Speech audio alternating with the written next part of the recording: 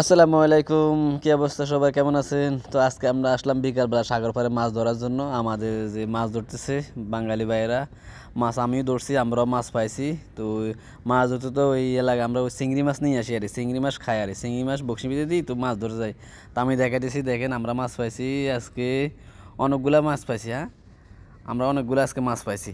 মাছ দেখেন কয়জন ধরতেছে, 4-5 জন মিলে ধরতেছে ব্রিজের নিচে দিয়ে। তো মাছ যারা যারা বকশি দিয়ে মাছ ধরেন, তারা মাছ ধরা পছন্দ করেন, তারা লাইক শেয়ার কমেন্ট করবেন। আর আমরা আজকে দেখা মাছ দেখা যে পরিস্থিতিগুলো, ওগুলো আমি দেখে দিছি। মাছের যে পরিস্থিতি দেখেন, অনেকগুলো পাইছি আমরা। আমি যদি সামনের দিকে যাই দেখাইতেছি, এই যে নিচে নিচে বড় বড় পাথর, তো এগুলো পাথর দিয়ে রাখছে, এরকম পড়ে যাবো না, আস্তে আস্তে যাইতে। ওই যে ধরতেছে বাংলাদেশি ভাইয়েরা, আরও আমাদের লোকেরাও ধরতেছে। এই যে আমি দেখেছি অনেকগুলো মাছ পাইছি আমরা আজকে বকশি দিয়ে। এখানে ছোটো ছোটো মাছ, বেশি বড় বড় না, ছোটো ছোটো ছোটো ছোটো। প্রায় ডেলি ডেলি 2 কেজি 3 কেজি এরম করে মাছ পাই।